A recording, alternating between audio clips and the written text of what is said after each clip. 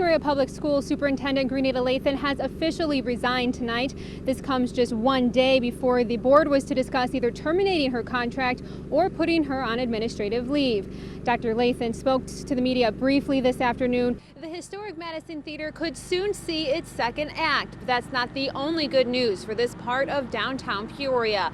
For the last year, residents in South Peoria had to travel across town or across the river to get to a grocery store, but the UFS store behind me has a solution to that problem. Bloomington police have finished their search of the Cargill plant here in Bloomington after a bomb threat was called in this afternoon. Police say nothing suspicious was found. Superintendent Grenada Lathan says the almost $12 million deficit could be reduced by more than half if Senate Bill 16 is passed. The Public Works manager says the city already has some of its salt supply for this season, and they're expecting more next month. But if the predictions are wrong and this winter is anything like last winter, they'll have to find ways to conserve that supply. The man was found here on the corner of Park Trail Road and Fast Avenue, and witnesses tell me it appears he had been dragged several hundred feet. The principal's time would be split between here at the Carlock Elementary School and here at the Towanda Elementary School, 16 miles away. In some areas of the Spindler campground, the water is as high as 8 feet, and here behind me is where about 50 people call home year-round.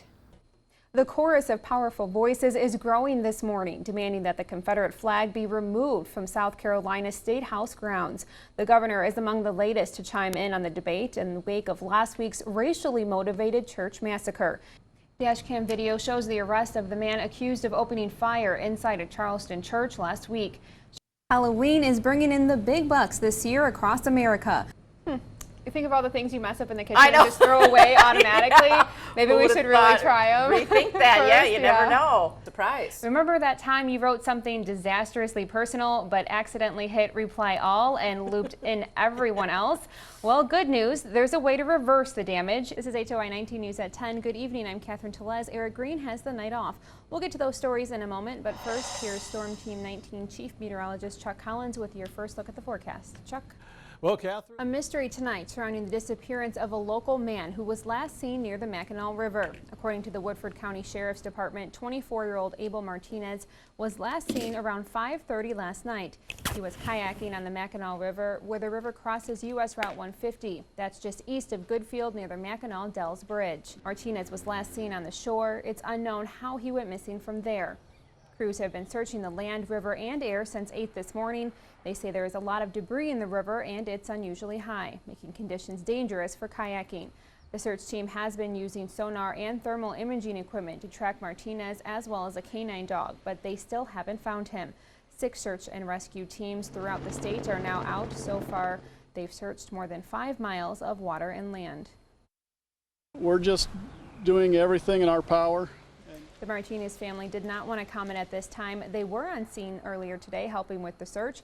The search ended at 8 o'clock tonight and will pick up again tomorrow morning. Now to a story that's developing tonight. The Louisville Slugger Sports Complex, set to open today, is still not finished.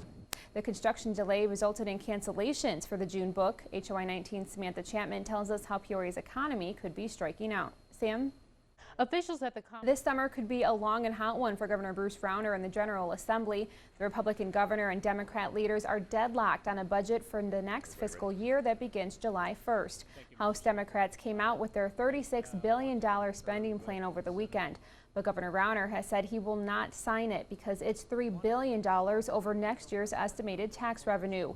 One House Republican who voted against it says Rauner wants to compromise with his reform plan. Some of the governor's reforms include a property tax freeze and workers' comp reform. House members are scheduled to return to Springfield Thursday, and the Senate is scheduled to return June 9th. Former U.S. House Speaker Dennis Hastert will be arraigned this week. The Illinois Republican is scheduled to be arraigned Thursday in U.S. District Court in Chicago on one count of evading bank regulations. Hastert is charged in connection with a scheme to pay more than $3 million of apparent hush money to someone and then lying to the FBI about it. If convicted, Hastert faces a $250,000 fine and a maximum 5-year prison sentence on each of the 2 bank regulation counts. In HOI News follow-up now, Terrence Dottie will spend life in prison For the murder of Tanya Bargman, Dottie led a statewide manhunt after he was suspected of killing a coworker in Rockford last June. While on the run, he killed Tanya Bargman at a rest stop.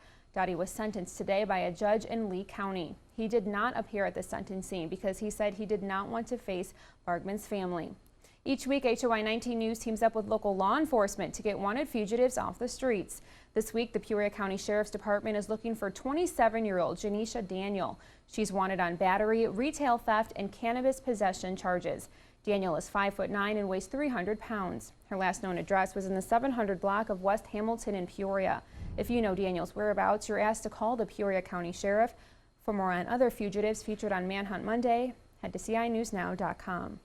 A machinery fire at Caterpillar's KK plant in East Peoria sent emergency crews rushing to the facility early this morning. The report originally came in as a roof fire around 5 o'clock. CAT evacuated workers for about an hour while East Peoria firefighters and the company's own emergency team responded to the flames. No one was hurt. A company spokesperson says there was only limited damage. A fire that destroyed a business on Peoria's south side is being investigated as arson. The fire broke out this morning around 1 o'clock at 309 Auto Care. The business is located on Southwestern Avenue. Police believe the fire was started after a burglary. 2 TVs and a computer were reportedly stolen from the business before the fire. The owner of the building says no one was inside when he left around midnight. The building is considered a total loss. An alarming lapse involving those charged with protecting the planes we fly on. ABC News breaking the story. A new report. The TSA failing undercover tests, mock explosives and weapons smuggled through airport security checkpoints. Tonight, the urgent new concern, are we safe? ABC's senior justice correspondent Pierre Thomas has more. The Supreme Court has thrown out the case of a man convicted of making threats on Facebook. In 2010, Anthony Alonis of Pennsylvania posted rants on Facebook in the form of rap lyrics about killing his estranged wife and harming law enforcement officials. He spent 44 months in a federal prison after he was convicted of a federal law that bans illegal threats. Alonis appealed, saying his lyrics were fictitious. His lawyers argued the rap lyrics were protected by the First Amendment, and he didn't intend for his comments to be threatening. Today, Chief Justice John Roberts said it was not enough for prosecutors to show that the comments of Anthony Alonis would make a reasonable person feel threatened. At least 31 people have died in Texas and Oklahoma from the flooding, and at least 10 are still missing. Texas Attorney General Ken Paxton has toured some flood recovery centers and warned against price gouging and cleanup scams. Paxton visited emergency and volunteer centers in San Marcos and Wimberley, some of the hardest hit areas of recent deadly flooding. 70 Texas counties are under a state disaster declaration. More than 30 people were killed in Texas and Oklahoma last month by storms that dropped record rainfall. Bruce Jenner, now known as Caitlyn Jenner, is gracing the cover of Vanity Fair. Jenner spoke with the magazine chronicling her transgender transformation from man to woman. The account includes recent surgeries to feminize her face and a perspective on the life in the open. Caitlyn says Bruce Jenner was always telling lies, and now she says Caitlyn doesn't have any.